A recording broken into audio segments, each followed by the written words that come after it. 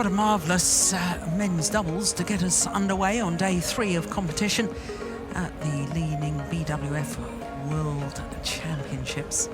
3 thrilling games. Men's doubles up next. Next 2 matches actually men's doubles, and then we turn our attention to women's singles. And of course the bronze medalist from a year ago, Pusana Venkata Sindhu, number 11 seed this year, up against the veteran Olga Golovanova. But 2 more men's doubles to come, and the next match on court is the number 6 seeds. There they are in the blue shirts. The yellow shirts is the Malaysian pair.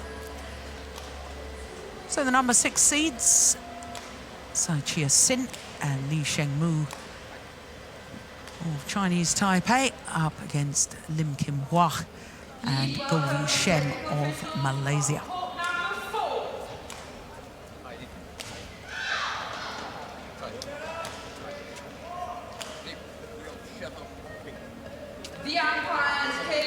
So the umpire, his first duty, Andrea Tiapini of Italy.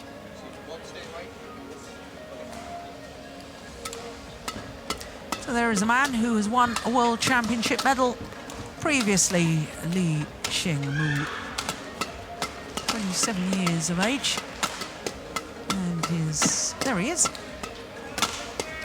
born in Taichung, in Chinese Taipei. Bronze medalist at the World Championships in Paris in 2010 in the mixed doubles discipline with Chen Yu-Chin.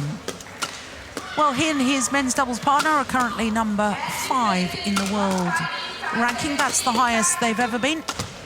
Their win-loss record for the year translates into 2 finals from 10 individual tournaments. Their 2 finals, the Singapore Super Series event and also the Australia Super Series event. Tsai Chia-Hsin, there he is, 32 years of age. Had a very good mixed doubles partnership for many years with Chen Wen-Sing. So to Shem, born in Kuala Lumpur, 24-year-old. He will turn 25 next month, the end of September. And he and his partner, 18 in the world ranking. They have been as high as 11. But partnerships have been swapped around. The left-hander, Lim Khim, 25, born in Penang. The Malaysians, of course, all change in Malaysia, isn't it, now that former world number 1, Koo Kian Kiat, has resigned from the Badminton Association of Malaysia. His partnership with Tan Boon Hyong. This event, in fact, will be their last event together. And the winner of this match that we're about to see will play the winners of that Malaysian pair making their last appearance in international badminton, Koo Kian Kiat and Tan Boon Hyong. They'll be up against the young Chinese pair, Li Junhui and Liu Yu-Chen. So this is the second meeting between these 2 pairs. The first time they met was in the first round of the Korean Super Series at the beginning of this year. And as you saw, it was the Malaysians that won through in 3 games. So that means, Morten, the number 6 seeds from Chinese Taipei are under big pressure here. Absolutely. When I looked at the draw and we saw the matches yesterday, I thought that the Malaysian pair, they would be quite happy with their draw here, being drawn against a combination they've beaten before, and as they are up as number 6 in the seedings here, I think, if you can overtake that spot in the draw, I will be happy, and I'm quite sure that that's how the Malaysians felt. This is a good opportunity for them. Shem, Malaysia. And on our left, Sheng-Mu, Tsai Chia-Hsin, Chinese Taipei. Sheng-Mu to serve to Lim Khim. Double, play.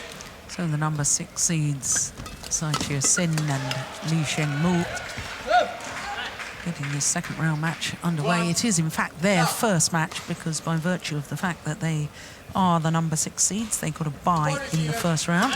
Oh, fault receiver, my goodness me.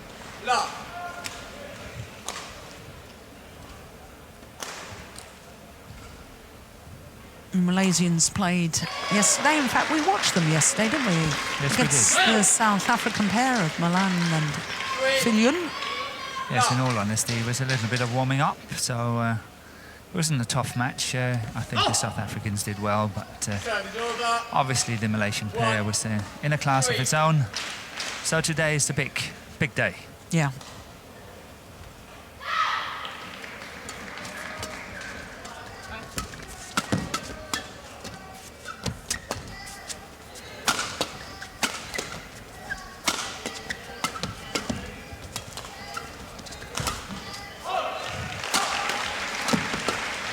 Good rally.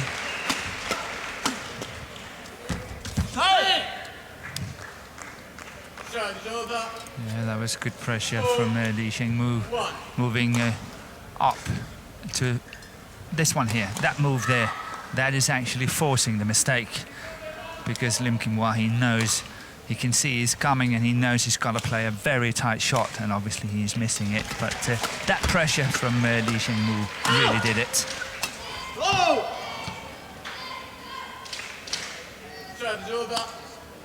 Now, I know you're a big fan of Sheng-Mu. Yes, I am.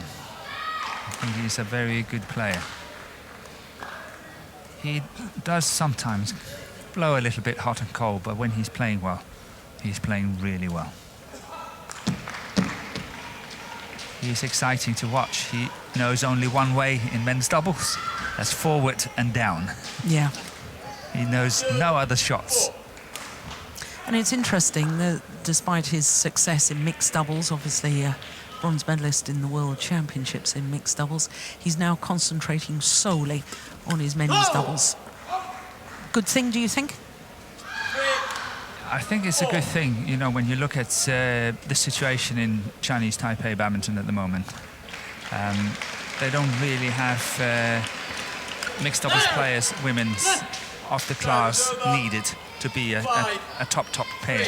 So yes, I think, but they're having a little bit of the same situation in the men's doubles here because Tsai Chia-Hsin sometimes is not good enough to really take on the top pairs. Yeah. So it's a tricky situation for a player like Sheng-Mu to find a partner of high enough quality to follow him all the way through. And that was not to be impolite to anyone, but that's just how I see it. Nice idea. No, I absolutely agree with you. You know, when this partnership was formed, this men's doubles partnership from Taipei, of course, we'd known Sheng-Mu play for many years with Fang Chia-Min, yes. highly successfully played together. And when this new partnership was formed, I had to rack my brain and do a lot of research. Who was this Tsai Chia-Hsin? And of course, he had been playing a lot of mixed doubles before this, and he's been thrown into the men's doubles, but he hasn't had the success up until now, until he's formed this partnership, which is testament to, you know, the fact that Sheng-Mu is an outstanding men's doubles player, and I think that Tsai he's stepped up to the mark pretty well. They've done very well in world terms. I think they were #1 on the Super Series standings for a while. They may still be #1. You know, they're a very good, consistently good pair. Yeah. 2 finals, 5 quarterfinals this year. Yeah, but I can't remember where I saw it when Tsai Chia-Hsin, he was totally exposed. I can't remember where it was. No matter what he did, he was just under pressure and playing one of the good pairs. And this, I expected a very tight, good match, and it turned out to be a complete flop because there was no way he could follow. Was it at the Chinese Taipei Grand Prix Gold event that you went to? No, it wasn't recently. It was in springtime. It was in March, April, March. Yeah.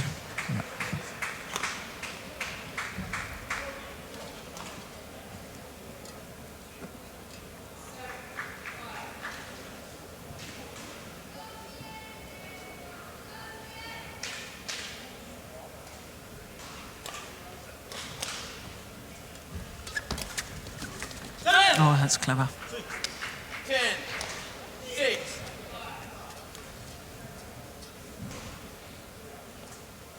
Lim.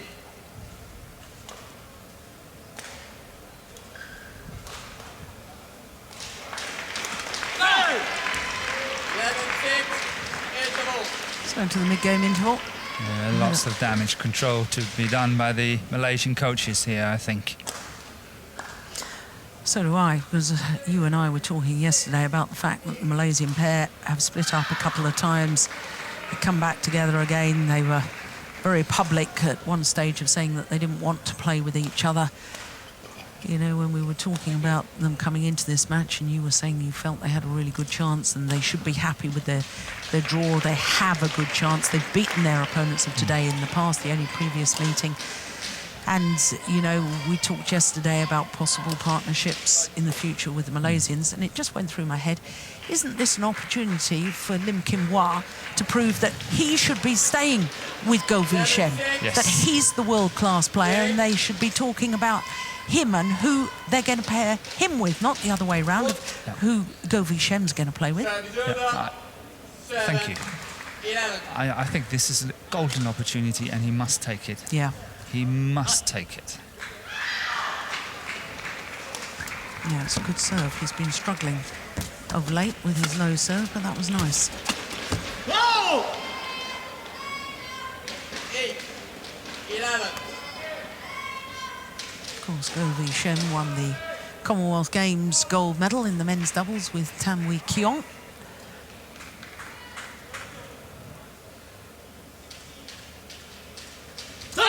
Oh, well, I spoke too soon about the serve, didn't I? He had actually made one or two mistakes in the first half of that first game as well. So he is struggling. Yeah. He is struggling on that serve, and it's not going to get any easier for him as the match progresses and should he get close. I have to say, aesthetically, I think Go V Shem's smash is one of the nicest smashes in the world of badminton. It is. It's, the way he it's leaps, awesome. leaps in the air, his timing of the shots, it's just looks lovely. 13, 9. And here we've got the man, Go V Shem.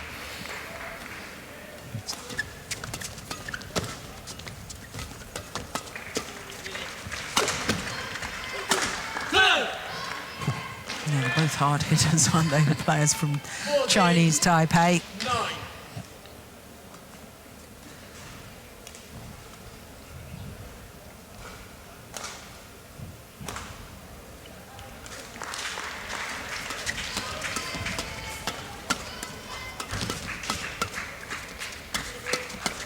No!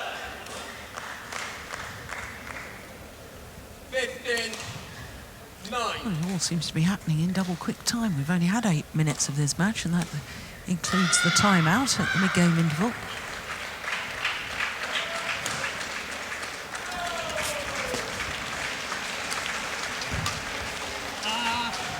Oh, just wide. Yeah, good call from partner there. 16, Tsai Chia-Hsin 9. just saying, you know, leave it, leave it. Good support.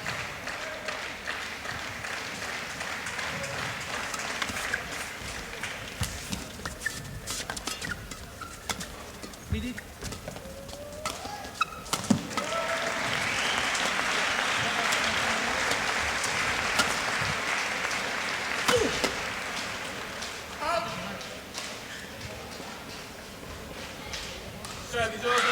Yeah, but obviously now we've discussed earlier that we don't know what combinations the Malaysians want for the future and all that, but surely Malaysia would never, ever, ever be satisfied with a loss in the second round of the World Championship from one of their best players, and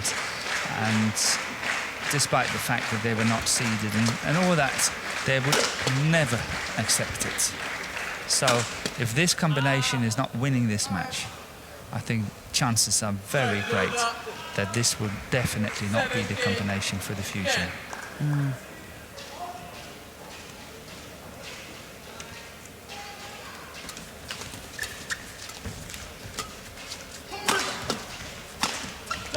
Good play again by Sheng-Mu. Good interception.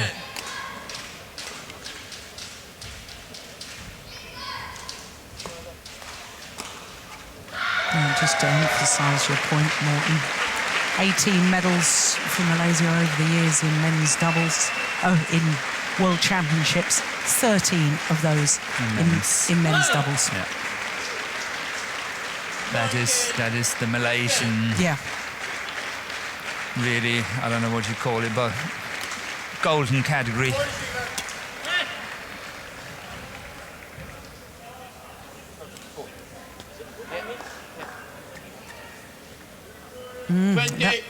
That's a good spot. Good spot by the umpire. Yeah, once again, he's called. Fault receiver. Yeah, he moved before the serve was struck. And 10 game point opportunities.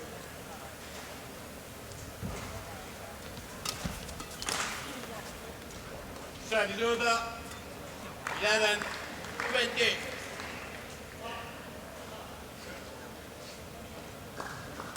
Fault, straight ball call. Game. Service fault called. What a way Tsai Chia-Hsin, to end the opening game, and the Malaysians, understandably, are not happy. They've been faulted twice on receiver. I think they've been faulted 3 times on server.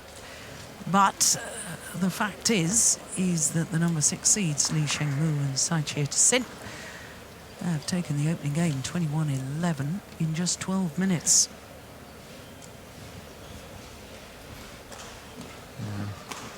I can see that Pang Chi-Chang is really talking to them now, really say, okay, come on, guys.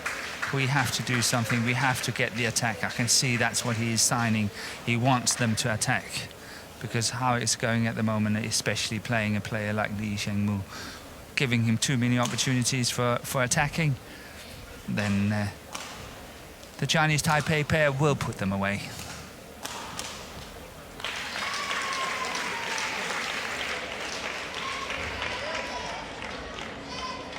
Please welcome the technical officials on court number 3.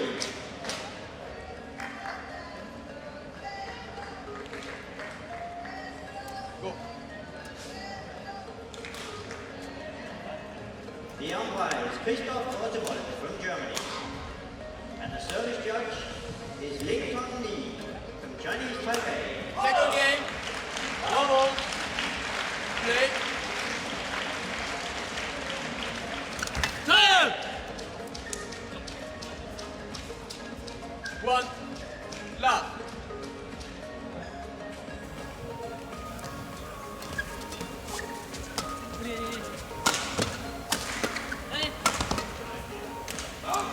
You know, the thing that bothers me, Morten, is that given all the clash of personalities and trouble, hoo-ha that's been going on, that's the expression I was looking for, with the Malaysians, you know, when they lost the opening game now, you really have to pull together as a partnership.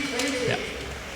And I have my doubts that they will really fight for each other. Just look at the body language. Yeah. Just look at that. I totally agree with you. Yeah. Just look at it. Yeah. And look at Govi Shem looking at his partner. Yeah. Almost as if, you know, oh, How on goodness. earth could you play that shot? Yeah. And now Govi Shem is looking onto the other court where Jan Jorgensen is playing his men's singles. 4. Love.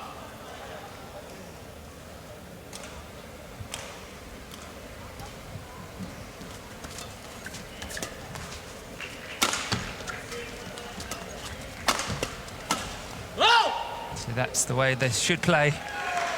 Good attacking play. Having Govi Shem at the back. Two good smashes here from him. Good power. Opportunity for Lim Khim to get into that one, and he did so well. 2, 4.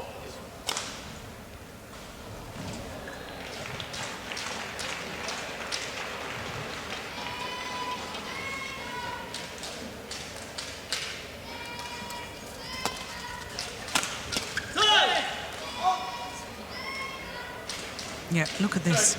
Lim Khim, after the error, turns his back to the court, walks away.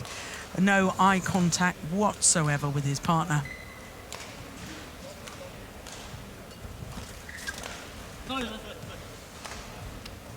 Six, 2.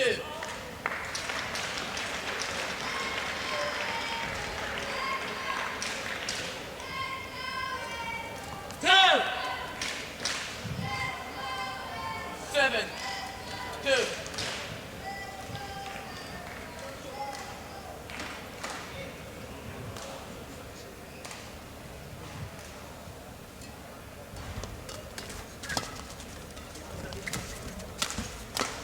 Oh, that's good play.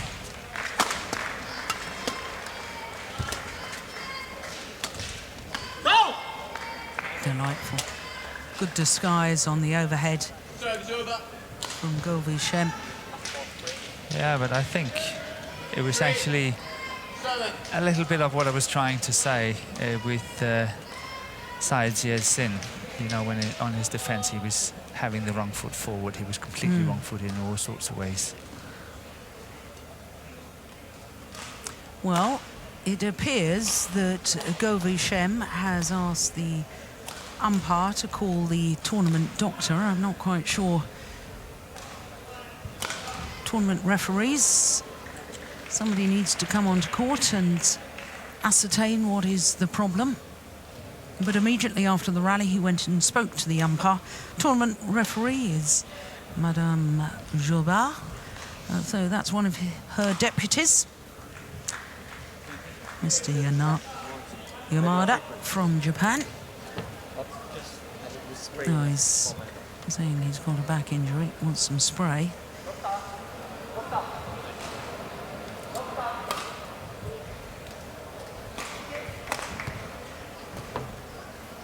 So the doctors will be called on.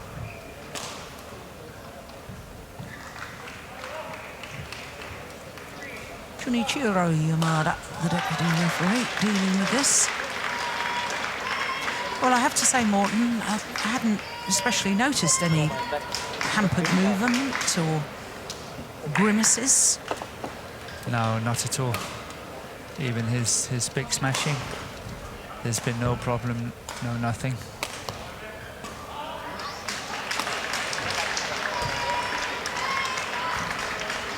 A bit of cold spray on the back. Hoping that will help. Yeah. Oh! Not for the viewers. Goodness me. In tennis, they take the player out if they're going to Go further. Go any further, yeah. 3, 7. Yeah, we're now just stretching out the back. Well, 3-7 adrift. My goodness, it's a quick serve, isn't it? Never settled at all. 4, Using 7. the flick, it was almost as if I've got to get this shuttle away.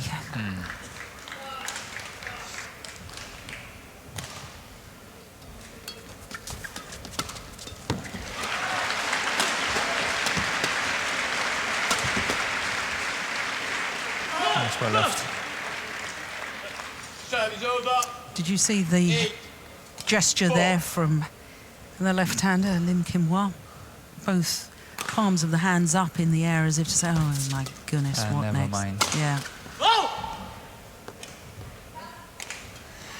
Yeah, they have some issues. They have to solve them in the Malaysian camp, no doubt. Whether, how, and they want to do it, I do not know. But I still think, and I said it yesterday when I saw them play, that my favourite option and combination would be to play Govi Shem with Tan Bum Hyung. very, very powerful players, both of them. I think that will be an awesome attacking doubles. But obviously they have to find ways of covering the front of the court, because both of the players love to play at the back.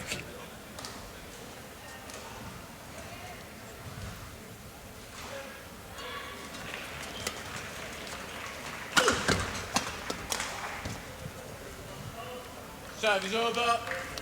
6-9. Perhaps we ought to explain, Morten, that the qualification for these World Championships I think that's a good idea. happened some time ago, and therefore we've got pairs who have qualified, such as the now dissolved partnership of Kukian Kiat and Tanboon Hyung. In fact, they're the number 10 seeds. Well, they haven't played together for about 4 months, have they?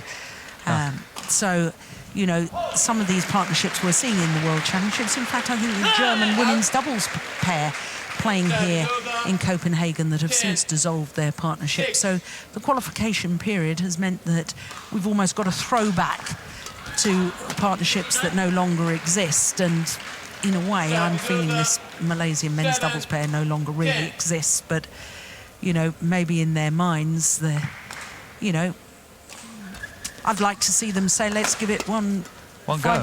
Final last hurrah. Yeah. Service over. 11-7. Interval. Right, so they're 4 points adrift at the mid-game interval.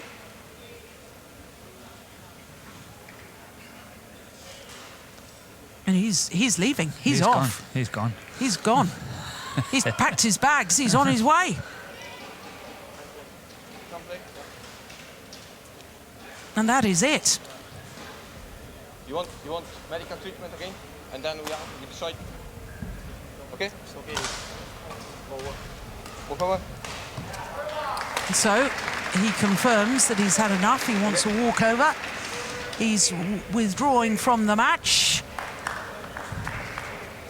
And what a disappointing end to what we thought had all the potential of being an extremely good men's doubles. But it's all really rather fizzled out, hasn't it? So the number 6 seeds from Chinese Taipei, Lim Sheng-Mu and Tsai Chia-Hsin. Sheng-Mu, Tsai Chia-Hsin, 21-11, 21-7. Well, no, it's not actually 21-7, it's 11-7. Walkover. Retired. Yeah, retired, yes. Yeah. So that's 22 minutes. And the number 6 seed safely through to round number 3. And they will play either the now dissolved partnership of Kukian Kiat and Tanboon Hyung, the number 10 seeds, or Li and Liu from China. The doctor on hand to make sure that treatment is given if necessary, but that is a very disappointing end to the men's doubles.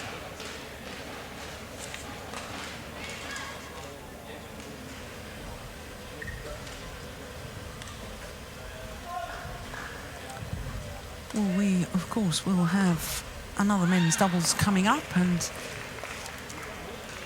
the men's doubles coming up was scheduled to start at 12:30. Well, it's already gone 12:30 local time, so hopefully it won't be too long before they get the players on court, and it will feature the number 14 seeds, the European Championship bronze medalists Chris Adcock and Andy Ellis, up against Kimura and Sonodo of Japan. Then we'll have women's singles, and it'll be very interesting to see Pusala Venkata Sindhu, who became the first ever woman from India to win a singles medal at the World Championships. Of course, there'd been women who'd won a doubles medal in the form of Dwala Gutta and Ashwini Ponappa in 2011 when the event was staged in Wembley Arena in London. So that's what we've got coming up. And of course, for the English pair, well, they want to bounce back in the men's doubles after their disappointment from the Commonwealth Games, because they were the number 1 seeds in the men's doubles of the Commonwealth Games. Now, Morton. Fourth time that the World Championships have been staged in Copenhagen. That's a record. We've already alluded to the fact that it's a wonderful venue. The presentation, as you can see from this right now, they bring down, is that a sort of giant screen or something? Not quite sure, but it's absolutely wonderful. The fans can see the names of the players, a picture of... The pictures, I think, is really nice. They can relate to that. Yeah. Well, this is what the players are playing for, is a spot in the round of last 16. And the winner of the match we're about to see will play against the winners of the number 7 seeds, Hoon Tien Hao and Tan Wee Kion, or Moren and Skudlajic from Poland. Yeah, but obviously we are very proud in Denmark that we've been able to stage the World Championship for the 4th time. Yeah. Can't remember how many you say has been played so far. Since 20 previously, so this is the 21st staging. 21st, and since the 1977, when the first one was held in Malmö in Sweden. So obviously, you know, Denmark is regarded as a good place to host these kind of championships, and obviously we're very proud of the whole organisations and everything that comes around this. And of course, whenever Denmark has staged the World Championships, hosted the World Championships, they've always medalled. In 1983, 2 medals, a gold and a silver. Gold in the men's doubles, silver in the mixed doubles. In 1991, 3 medals. In 1999, 6 medals. So, if the trend continues, then hopefully... we will have 10. Now, well, I think we should be very happy if we get to perhaps 3. I think we will be very, very happy. Obviously, first of all, is to get to the semi-finals, get the bronze medals. Guaranteed. See if we can guaranteed. Whether we can convert that to even better results, time will tell. But that's the main aim. Now, here's an interesting statistic, though, about Denmark's success at World Championships in badminton. Gold medals in 4 of the 5 disciplines. The only discipline where you have never won a gold medal, not even a silver medal, is women's doubles. Yeah, but you have the number 2 seeds this time. This time round, yes. Yeah, we do have a chance. Camilla Rutejul and Christina Pedersen. Yes. Yeah. And do you think they have realistic chances? They have a realistic chance. I think they have done really well in the past 12 months or so. And that's obviously also justifying the ranking they have as number 2 in the world. But they have to play well. They have to be on the very top of their game in order to beat the Chinese combinations. But we can say that we've just seen on the other court, which obviously the viewers did not see, that the top-seeded pair from China in women's doubles, they lost to the Indonesian pair in 2 straight games. Yes, the number 1 seeds Bao Yi-Sin and Tang Jinghua from China, going down to Angashita Awanda and Destiara Harris of Indonesia. And I suppose at the other end of the draw, the fact that the reigning world champions Yu Yang and Wang Xiaoli, well, they've, I think, only played 1 tournament so far this year, so they could be vulnerable due to their injury woes. But here come our men's doubles pairs for our next match here on day 3 of competition. The number 14 seeds from England, Chris Adcock, the left-hander, and Andy Ellis up against Takeshi Kimura and Keigo Tsunoda of Japan. So they're the left-handed Chris Adcock, a medalist at the 2011 World Championships, a silver medal in the mixed doubles with Imogen Bankia. Yeah, that was a fairy tale run, wasn't it? Oh, it was amazing.